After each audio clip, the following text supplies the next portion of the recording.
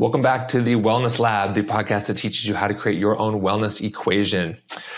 Today, I want you to think about this question. What if surviving the thing that almost took you out was actually the beginning of the life you were meant to live?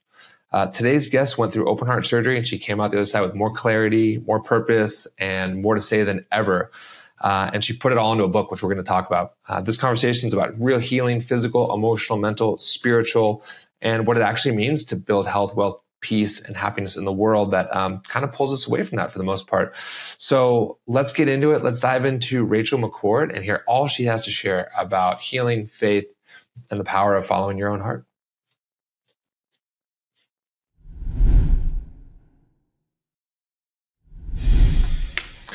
All right. Welcome back to the Wellness Lab, the podcast that helps you solve your own wellness equation, right? Today, we've got a great conversation that I'm genuinely looking forward to with Rachel McCord. Rachel, welcome to the show. How you doing? Thank you so much, Dick. I am so grateful to be here. Thanks for having me on your show.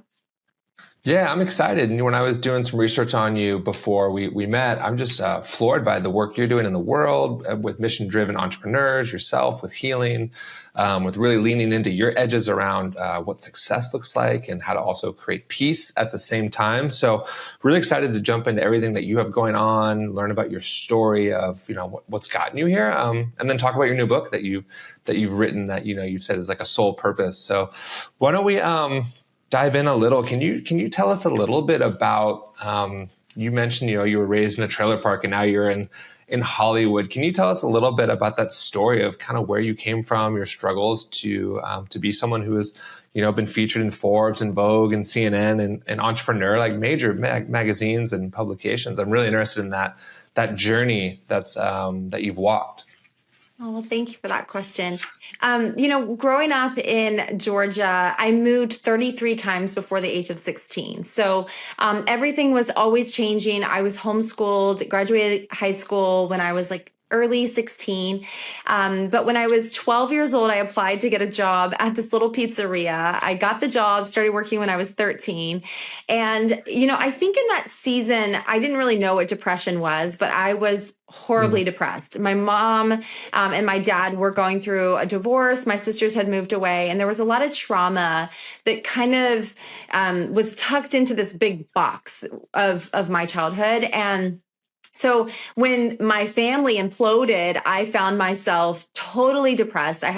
My sisters were gone, so I had no friends around, and being homeschooled, I was a little isolated. So I just remember laying in my bed, watching the clock go by, and I had no idea what depression was, but I knew I needed to get out of that house. So I begged my mom to let me get a job, and she started working for the first time in my life at this little barber shop. And I was able to work at this restaurant a few doors down. I didn't want to go home, so he couldn't, and my boss couldn't afford me for the full day. So I would clock out half day, do my homework for the day, and then I would work, 12, 13-hour shifts every day. I started learning that in the process of doing all that, there were a lot of things that I, was taking responsibility of. I always say to my 5-year-old son, leadership isn't given, it's taken. Like if you want to be a leader, you have to just start leading. So I started just kind of taking over things and my boss kept giving me more. So I started creating our standard operating procedures, our systems, because I was training so many people all the time that it was just inefficient for me. And so all the while I'm starting to climb this ladder, trying to earn love, trying to numb the aching of my heart, and also knowing something wasn't right. So I started reading self-help books. I read over 1,000 of them. I started just trying to pursue the wellness journey for myself and what that really looked like and what that could really mean for me. And then at 17, I was hired by the largest PEO in the world, ADP, to be in implementation. So I was like all of a sudden working with these crazy successful entrepreneurs and CEOs, implementing their systems in our company. And then my sister filmed a show called Nip Tuck and then was offered a leading role for 5 years on 90210.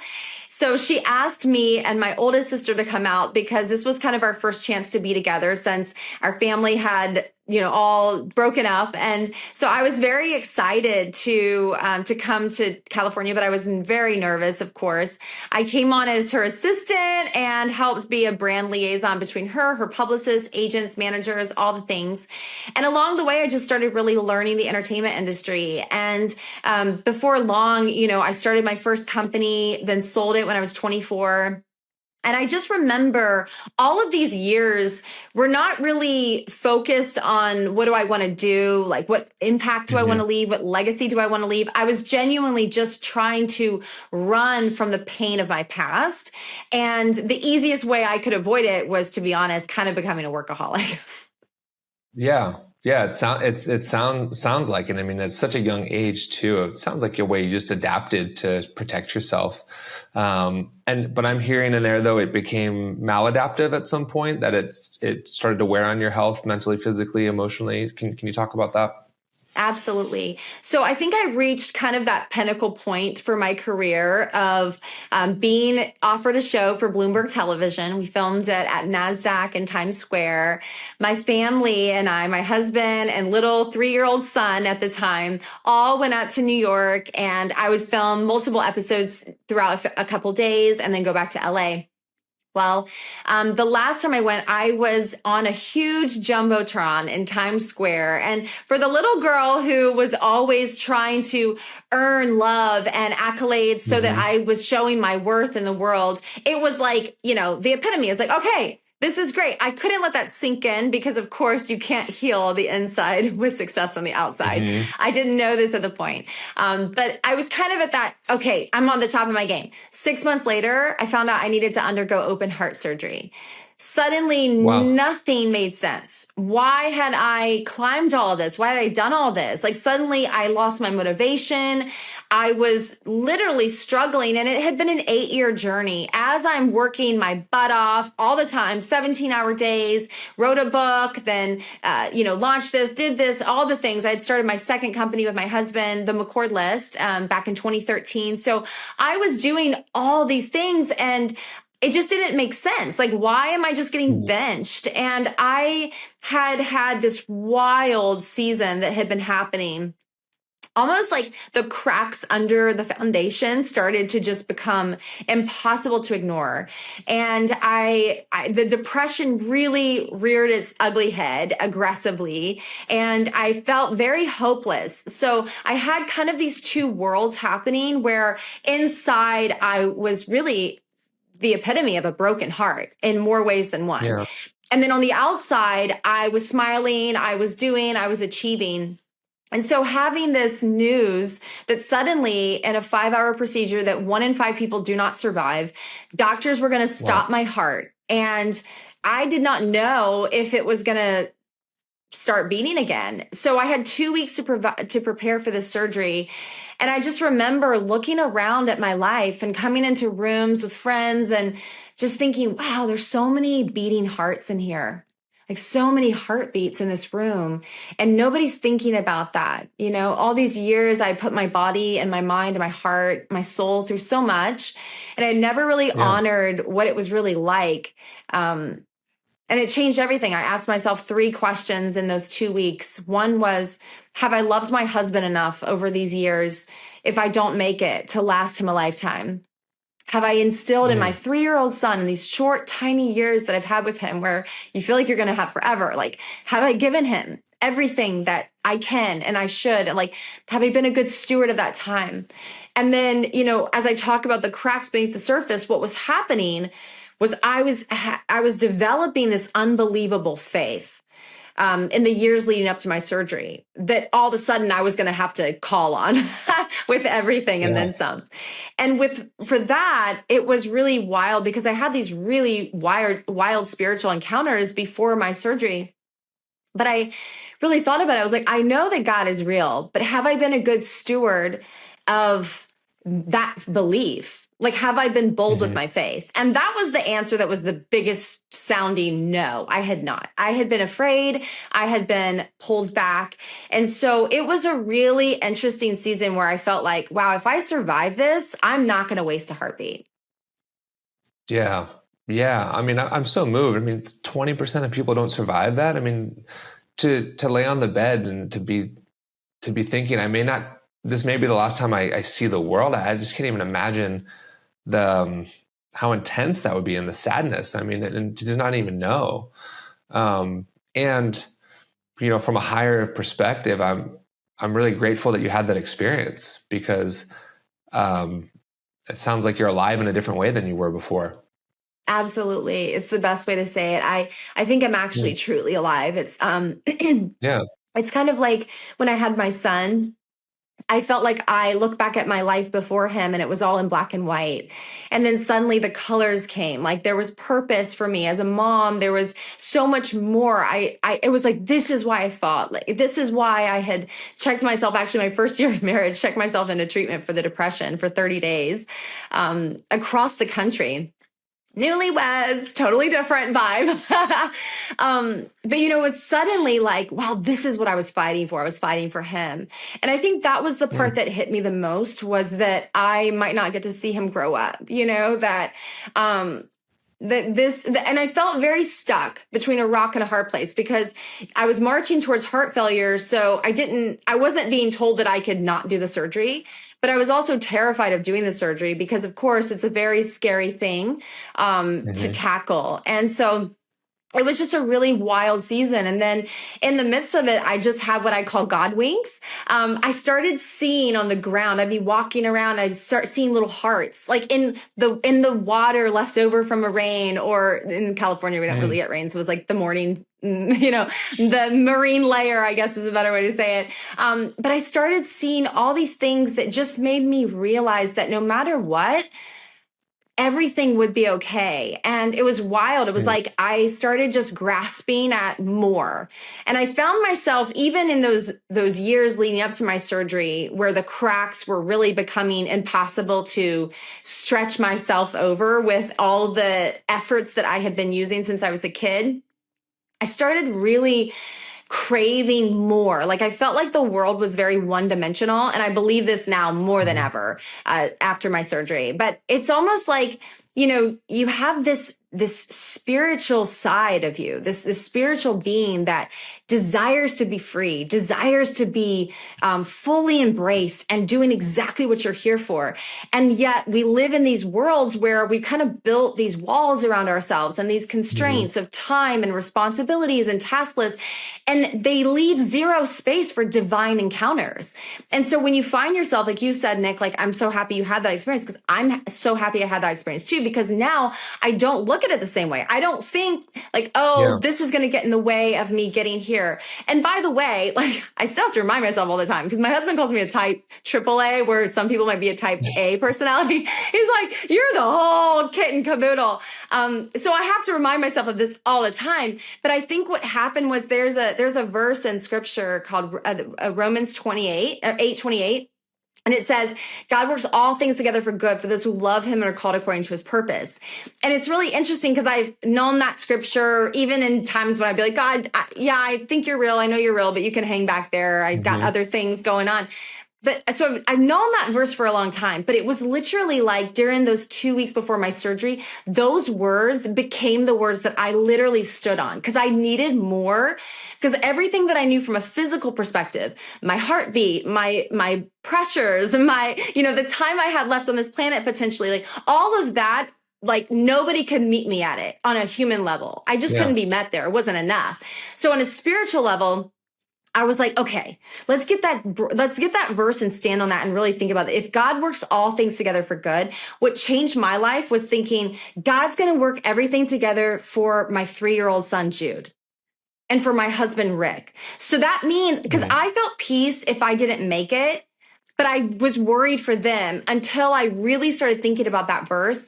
And it's interesting because now in my work, I don't waste heartbeats and do frivolous things as much as I can, right? Of course, work is work. You're going to have the 80-20 sometimes. But what I mean by that is I produce shows that I think are going to actually impact culture.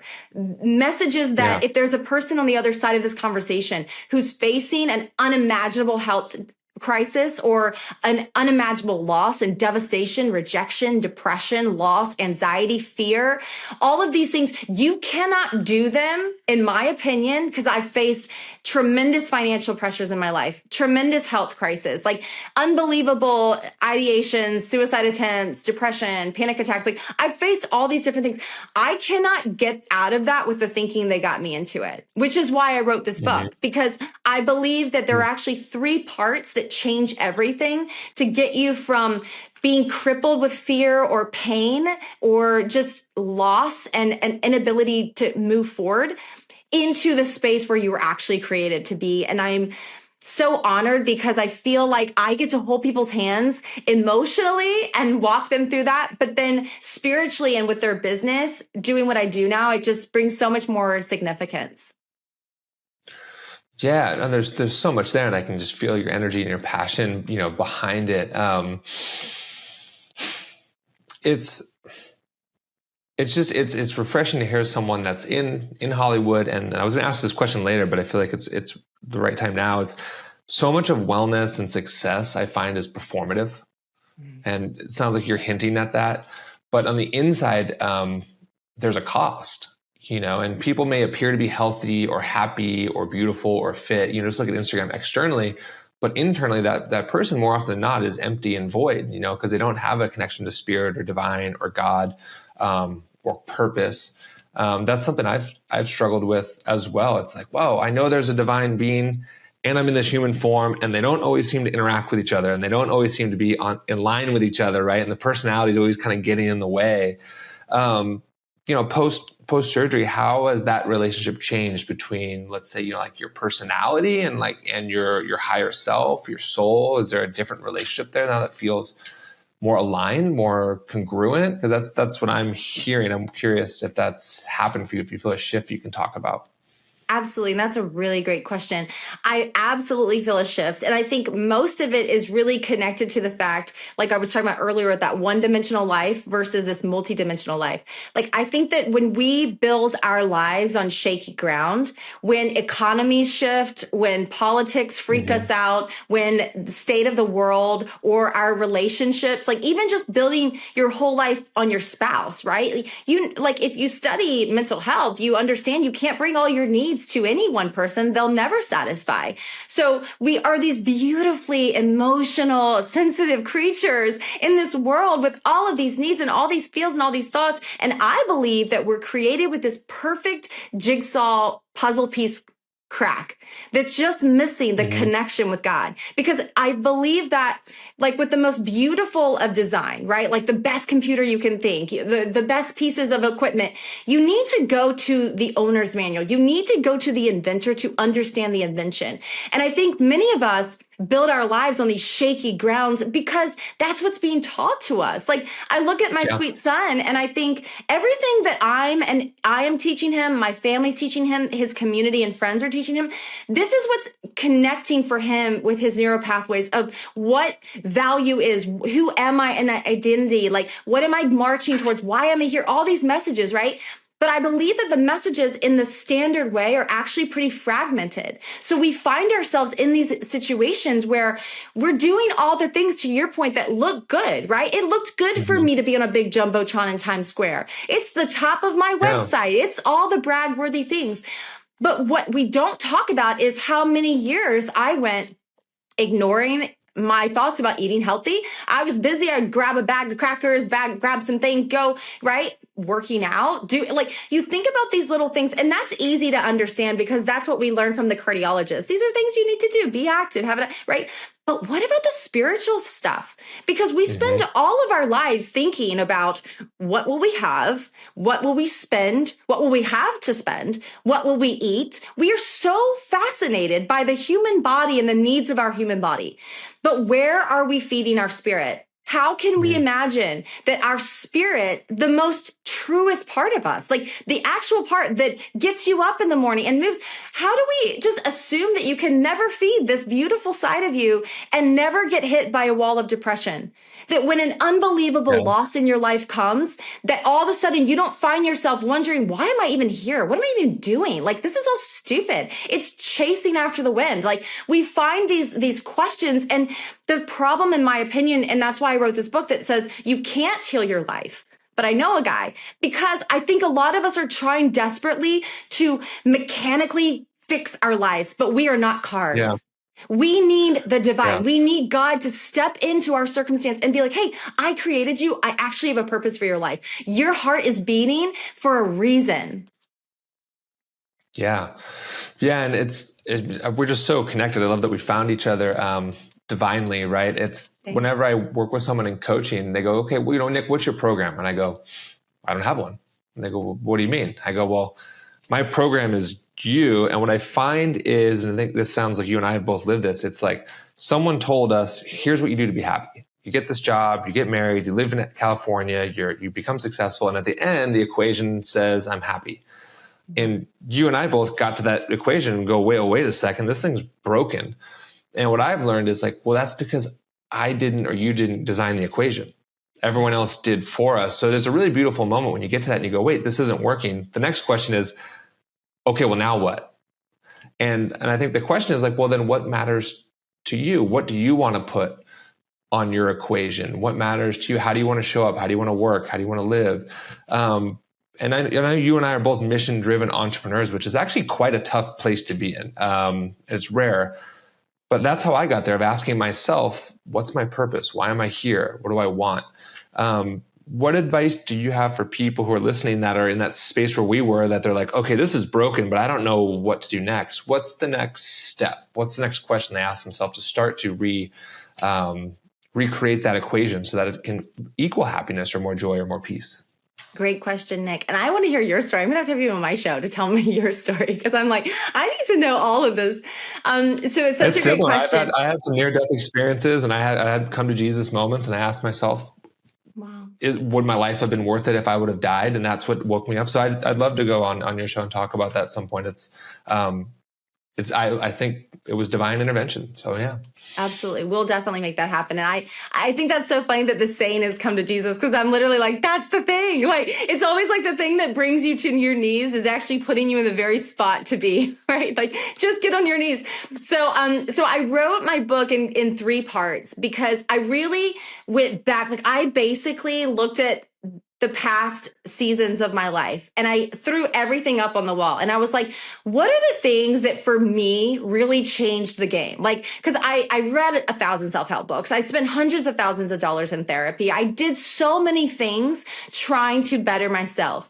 But I really believe that in order to do what you're saying, in order to really get to that place that you feel, wow, this is it. It's almost like turning the safe dial to open the combination of a lockbox. It's like, oh, there it is. Mm-hmm. To me, it's 3 things. Part 1 is you need to get real.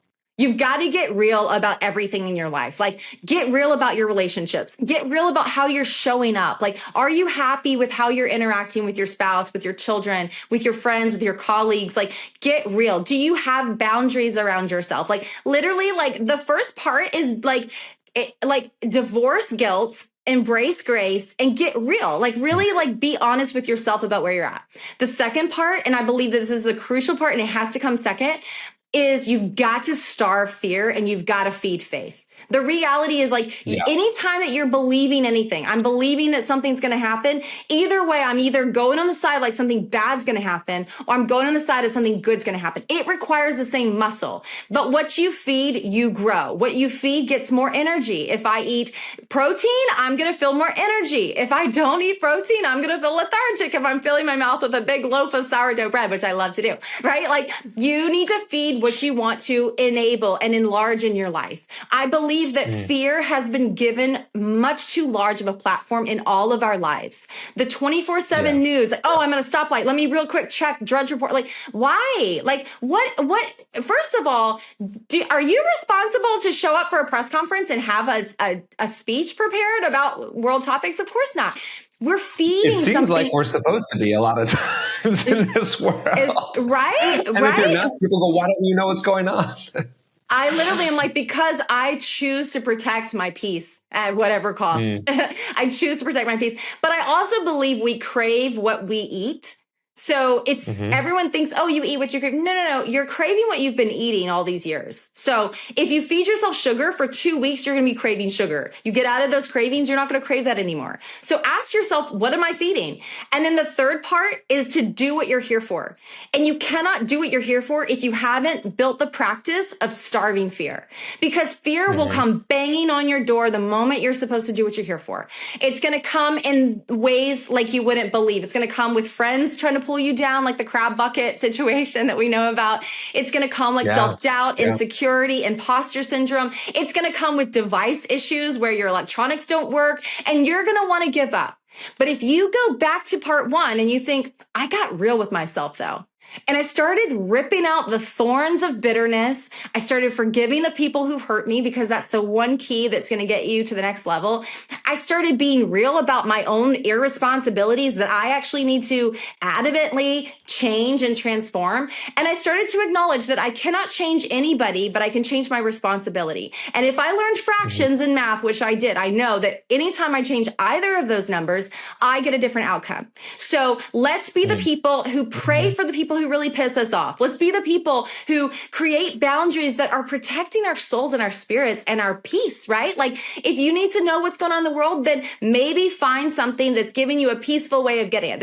I think it's a cool subscription like Tipping Point or something. It tells you from a positive perspective, all the things that are happening in the world. It's a weekly digest. It's a daily digest. We don't have to do things how we've been doing them if we don't like where they've been landing us. Yeah, that's so well said. And I love what you're talking about of faith over fear. And something I read recently, that fear is the inverse energy of faith.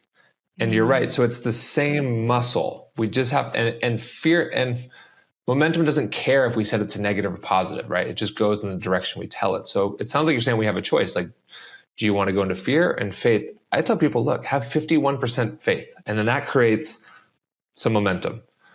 And that turns to 55, and that turns to 60. You don't have to be fearless. I think that's not courage, in my opinion, right? Absolutely. We have to have courage to say, oh, there is a chance this won't work, and that's okay, and I'm going to lean into it. I think a lot of what we're talking about of following our hearts takes a ton of courage. And I love what you said about the crabs in the lobster pot. That just hit me. It's like, as you're trying to climb up and live a higher life, people will unconsciously try to pull you down because they don't want to lose you. They're doing it from love, unconsciously, right? And it's so powerful to say, no, this is what I need to do in order to fulfill my life's mission. And I love how you just touched on peace, because that's one of the pillars that we focus on in this show. But I think it's probably the most underrated pillar that we talk around, and maybe it's what people have the least amount of relationship with. And you said something like you're not willing to give up your peace or something like that. Can you talk more about peace and how that's showing up in your life now, and how you create it and live it? Yes, what a beautiful question. Protecting my peace is a really important practice for me personally. I think that, we can hear all day and night from every doctor, don't stress, but are we just ignoring all that? I know that myself, I'm going to naturally lean towards the lean forward, the overachieve, the under consider Rachel, the over accept and do, and all the things, right? So for me, I think it's impossible to reach true peace without faith. I've never been able to do it. One of my chapters literally talks about turning your worry into worship, because I truly believe that God inhabits the praises of his people. And what I mean by that is, there are certain words and phrases and things and music that you can put your heart in connection to, and you will actually experience the Prince of Peace, the actual presence of peace. And I think that for me personally, because I love that you mentioned, Nick, living in California, of course, we have all of this pressure and all of this like need to achieve. And I have a brand and I need to show up in a certain way and I need to be respectful of the people in my community. But I remember recently I was at an event and it felt like everything was falling apart. I remember coming into this like room and I was looking one way. I'm like, okay, all that's kind of falling apart, this falling apart. And I just took a breath and I was like, you know what I need to do? Strategy before tactics. I need to sit down, take a beat and just figure out how I can solve this so everybody is happy. And we stop kind of like, cause when you're serving a lot of people at one time, it can be kind of difficult. So I'm not even kidding. I sit down, there's like a reporter on site who was like, oh my gosh, Rachel, I'm so happy you're finally sitting down. I've been wanting to interview you. Literally ushers over his camera person and proceeds to like plug in his mic and start to interview me. I'm sitting there in like panic mode because I'm like, no, I need a moment for strategy. I'm not ready for this. And it reminded me, oh my goodness, wait, I know what to do here. I built this muscle. I know what to do when I feel like everything's falling apart. Hello, open heart surgery. And I still need to show up. It's the both and, right? I still need to be the mom who walks out of the room after she just found out they're going to actually stop her heart for a surgery. And I still got to figure out how to put on a peaceful embrace so that I can meet my kid where he is at and not bring all of this weight to my child, right? So I know what it's like to face these moments. And of course, this is a much diluted version of it, but it's fun because this is the kind of moment that most of us could relate to. And I literally looked up at the sky and I thought, God, as long as I make you proud in this moment, if I piss everybody off, if I do my best and it's just not enough, it just isn't enough, and I just made wrong choices or the odds were against me and I just couldn't make this happen, as long as I make you proud, I'm cool with that.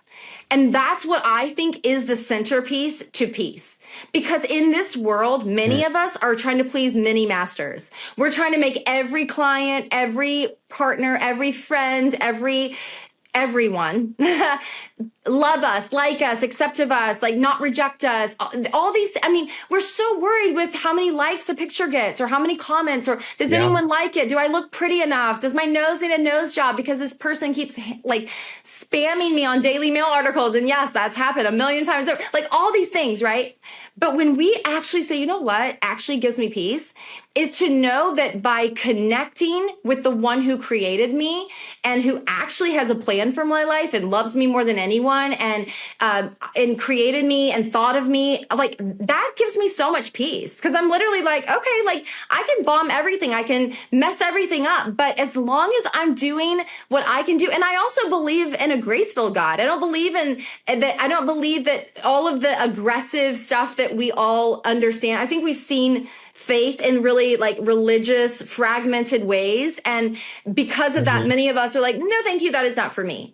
And my message is like for any human being, like even in my book, I'm like, it doesn't matter where you're coming from, religion or non-religion. Like, I just want you to hear from a person who has fought very hard to tell this story. Like it has cost me greatly to put these words to paper, but I desperately needed to do it because I knew that these were the words that actually changed my life, actually kept me as a girl who's most likely to deal with depression and panic attacks and anxiety. How was I so peaceful? I was worshiping my way through the OR.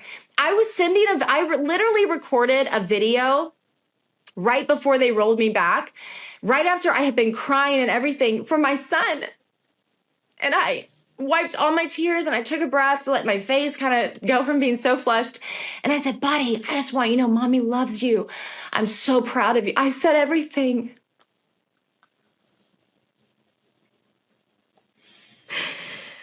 I said everything I want him to know for all of his life.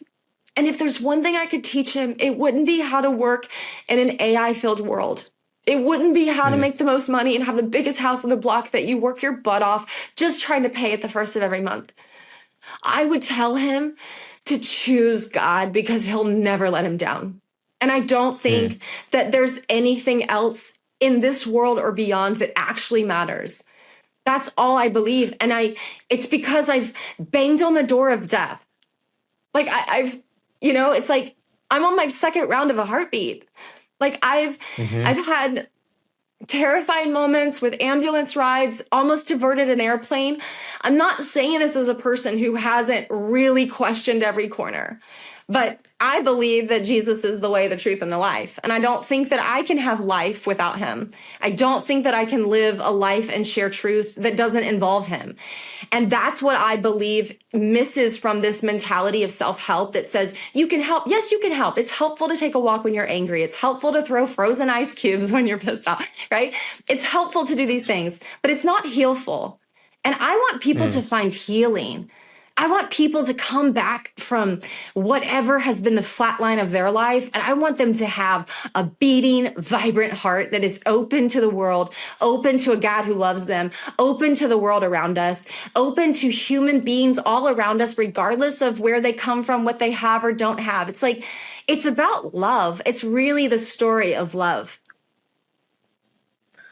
Yeah. Yeah. I mean, there's so much there again. And, this piece around that peace requires faith. And I'm hearing it also requires surrender as well. Hey, like there's only so much I can do. Like what else you got?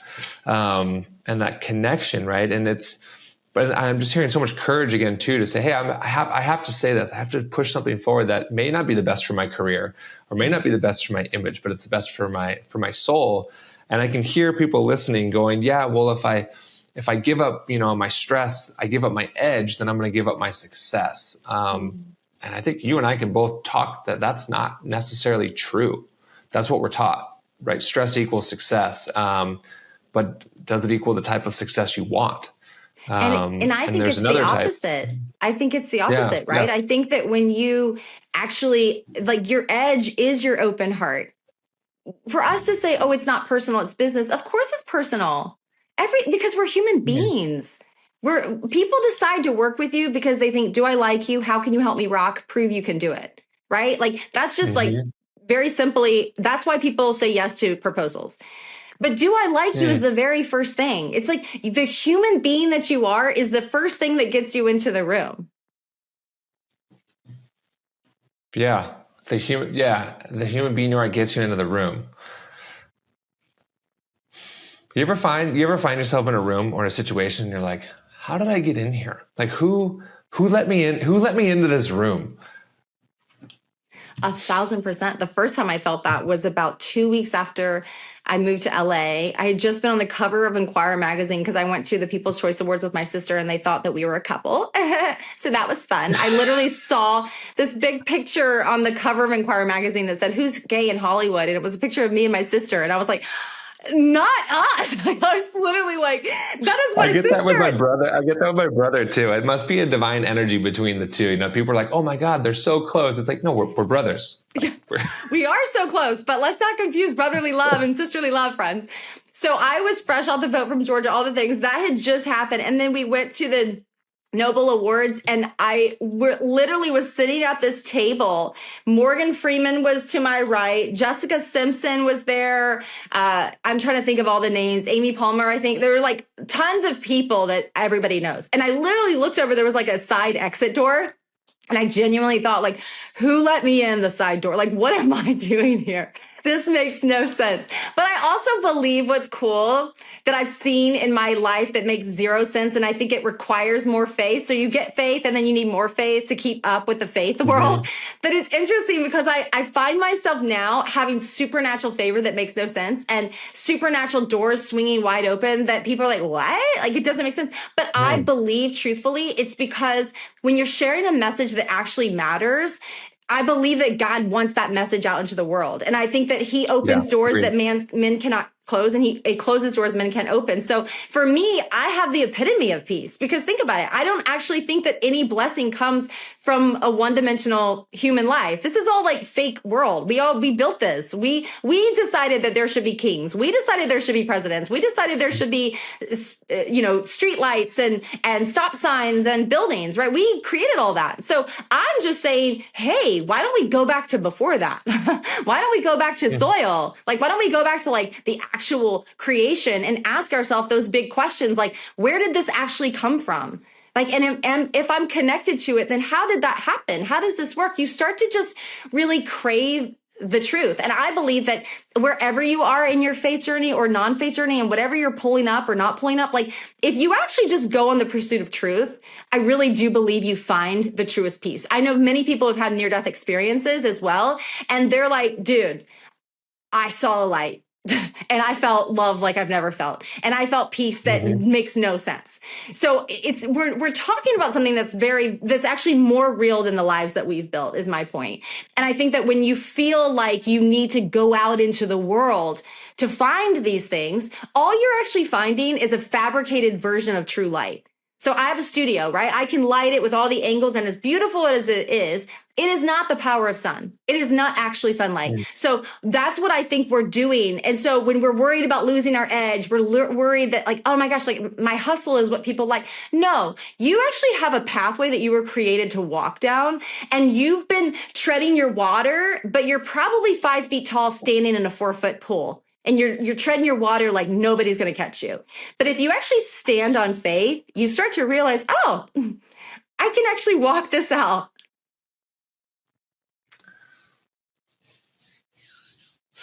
Yeah.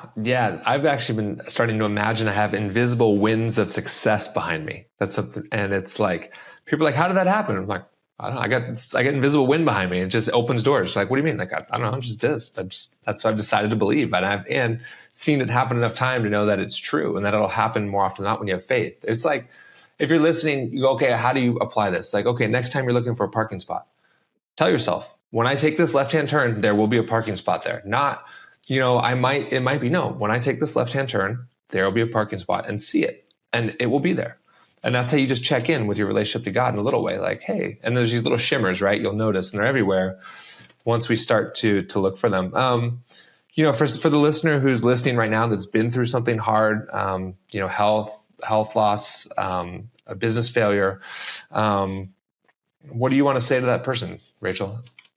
Well, I would first of all say that if it feels like a tunnel, the whole world just feels like a tunnel and it's all dark, I would say there absolutely is another side of this tunnel. And it might be the longest tunnel you feel like you've ever faced. And you might feel like nobody sees you or gets you.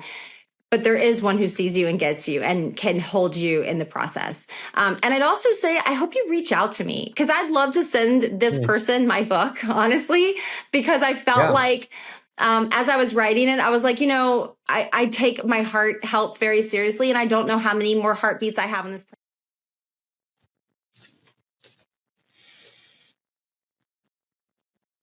I knew this was the message I really needed to share in the world, and I wanted the opportunity to do that. And so I felt like if someone just had this book in the moments like I've been, where I've been on the floor of the closet, truthfully, with a handful of pills in my hand, ready to give up and just check out, I just wish I had this, because, it's really truth. It's like, I think a lot of us waste a lot of energy wondering if God is real or not.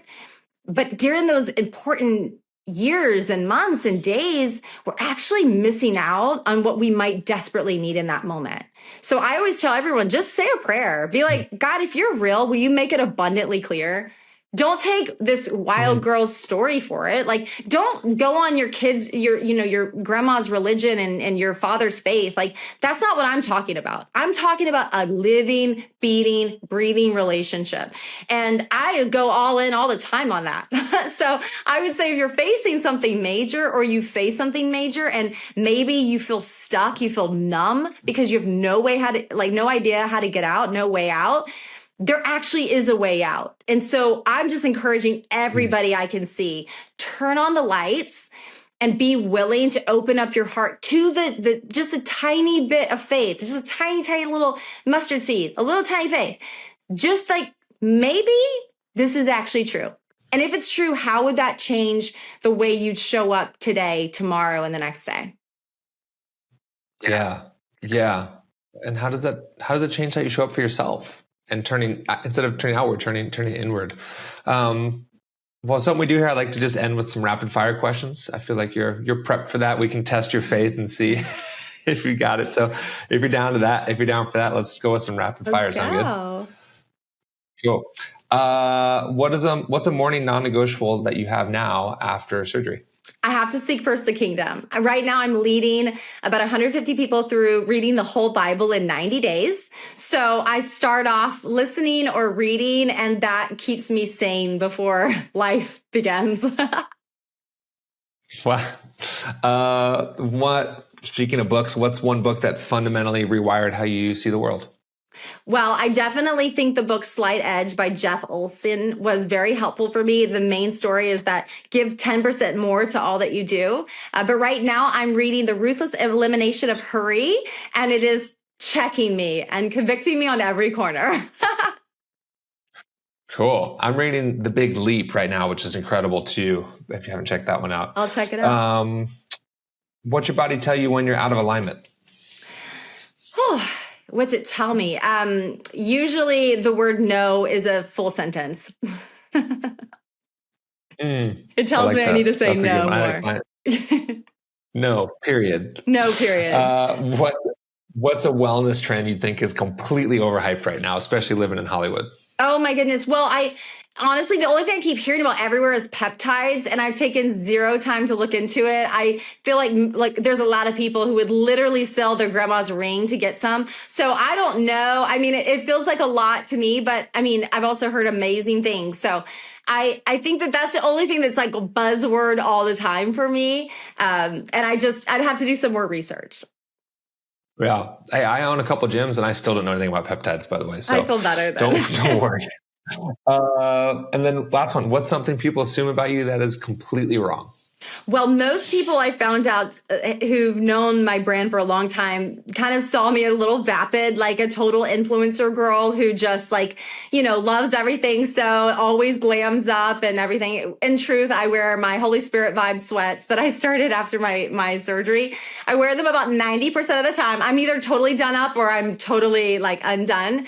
And I am a very deep talk kind of girl. I'm more introverted than I am extroverted, which is also shocking to most people. I prefer the deep talk in the corner of the party every day and any day over surfing the crowd like my husband can do effortlessly.